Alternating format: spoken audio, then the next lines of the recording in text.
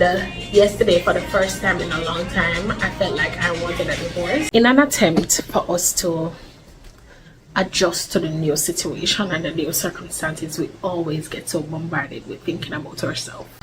When God takes you into the depth of the unknown, because it's so unknown and it's deeper, we become panicky and we become frantic. JP, whoa, better wake up.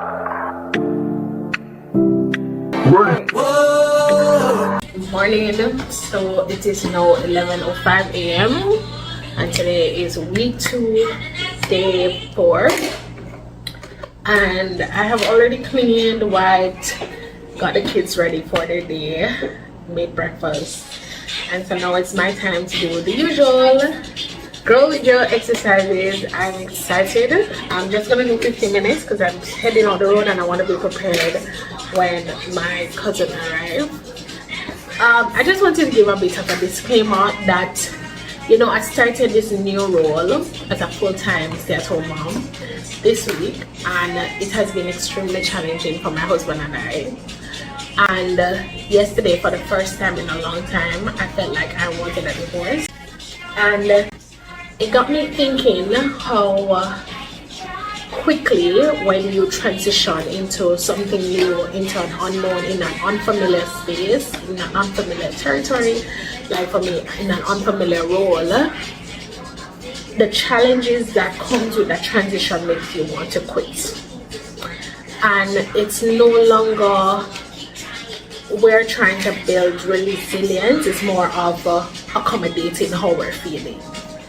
And so after hours of disagreeing, not talking, me just ranting, him not listening, we finally got to a place of discourse, discussion, and understanding. And I love him dearly, so no, I don't want a divorce. No, we're not getting divorced. But I was just thinking this morning how quickly it got to that place because of transition. And I also recognize that this is a pattern of ours. Wherever we move, in the season of adapting to this new space, it's always extreme. Sorry, my little one is trying to play with the tripod. Saya, hold on. So as I said, I recognize that this is a pattern of ours, and in an attempt for us to adjust to the new situation and the new circumstances, we always get so bombarded with thinking about ourselves. And I won't get into the details of what or disagreement what, but just the lesson from the entire experience that we have been having is that when God takes you into the depth of the unknown, because it's so unknown and it's deeper, we become panicky and we become frantic. And we causes ourselves, like we, nobody else, nothing else, but we. And so you're in the depth and you are panicking, you're raising your hands and you're like, help, help. And the more you cry out, the more you open your mouth, the more water you're consuming, and that's when you're gonna drown. So I have learned, I've shared a post on my Substack regarding these lessons. I have learned that we are we, nothing else, no one else, no demonic force, nothing else than us that cause ourselves to drown or to kill our purpose. So in that state of drowning, that's when you die. You understand? Nobody else is gonna save you. The reason you are saved is when you rest. So when the Bible tells us to be still and know that He is God, it's a matter of being still in the depth of where you are and know that God is working it all out for your good. So the point, or the entire point of what I'm trying to say is that we have a responsibility to survive, but when we're in survival mode, we're not thinking. We just want to get out, and the frantic attitude, the frantic notions, the frantic decisions kill everything, and it kills you. It kills your destiny, it kills your purpose. And so I know that I have to learn to get out of survival mode in my seasons of transitioning and settling. It's not easy.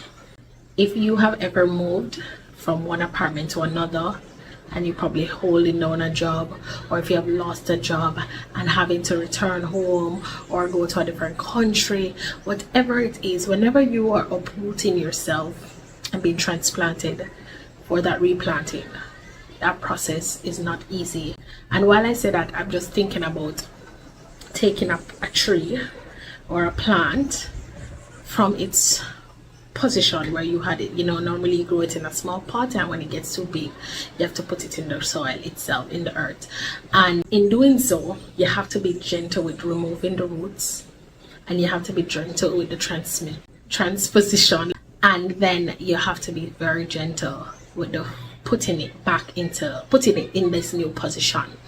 But also, when it's in this new position, this tree now, or this plant now, has to recognize where it is, and its root has to keep growing and has to push deeper and harder. It's not going to be as easy as the small pot that it was in when it got its first root. And for that, that hit me now when I think about my relationship with my marriage and the moving and the transition that God has us on. That we have to recognize that God has taken us out of a small pot.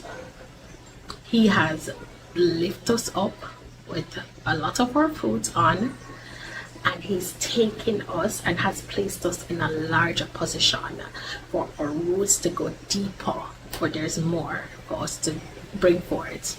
And in bringing that forth, the roots and the pushing in the grounding is extremely hard,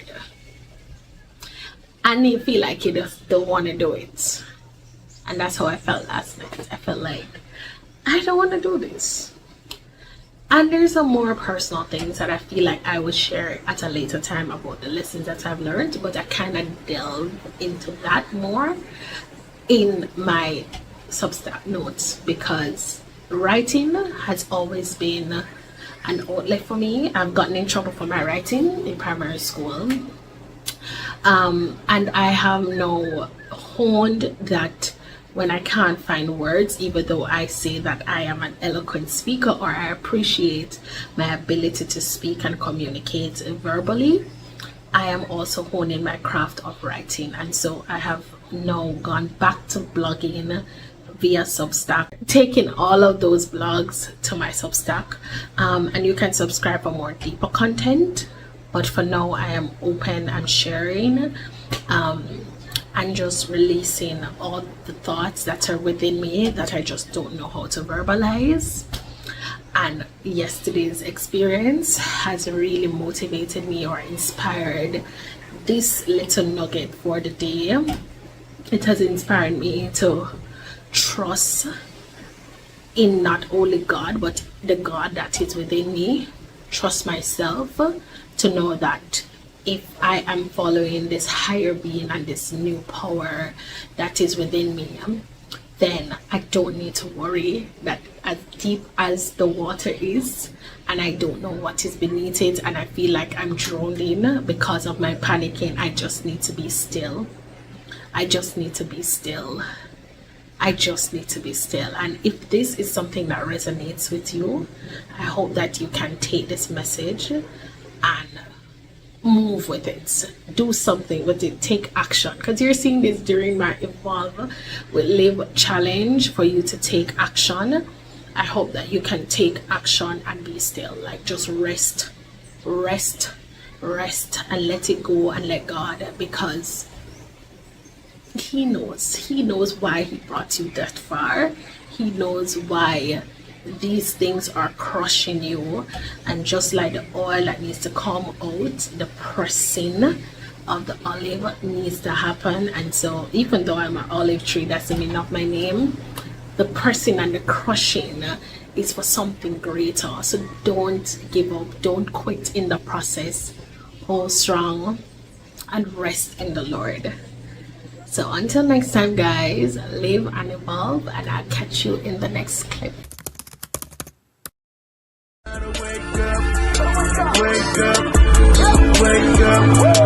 Wake up.